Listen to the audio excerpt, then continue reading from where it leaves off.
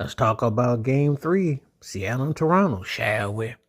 So Toronto spanked up Seattle, and Seattle's still up in the series 2-1. But the Blue Jays finally brought their sticks.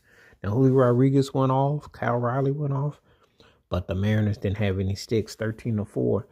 Toronto finally looked like that team that displaced the Yankees, and they finally woke up. They had gotten shell-shocked in game 2. But one thing about baseball is one of those sports, the turnaround, what have you, doesn't really matter. And you know what they always say, the series doesn't count till you win on the other person's court or field. So now these teams, so far, we'll see what happens in game 4. But Toronto definitely came to play, and they put forth their effort.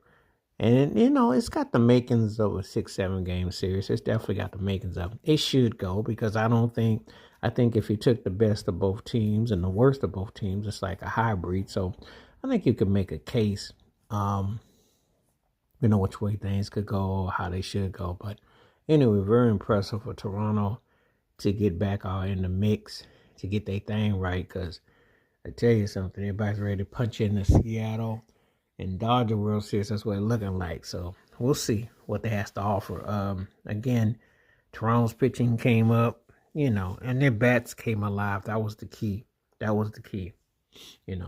they got to take in consideration that Kyle Riley and Rodriguez have been hitting that, rocking that ball on them. So if they can ever get it where they don't have to be into a battle, we'll see how it goes, But I think that, nerves and jitters and everything that's involved, because it's a very big situation, big stage right here.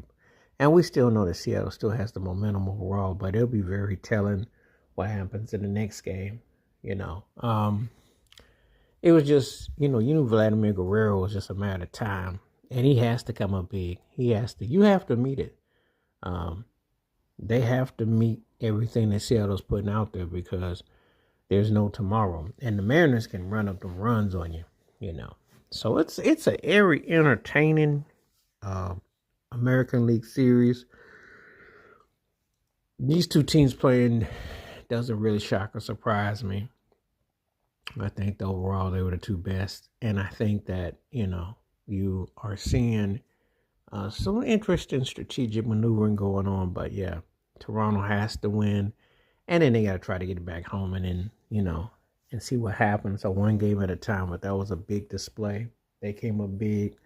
And I just think that while Seattle looks like they have the edge, Toronto plays like Toronto. This series can go 7. And it could be anybody's.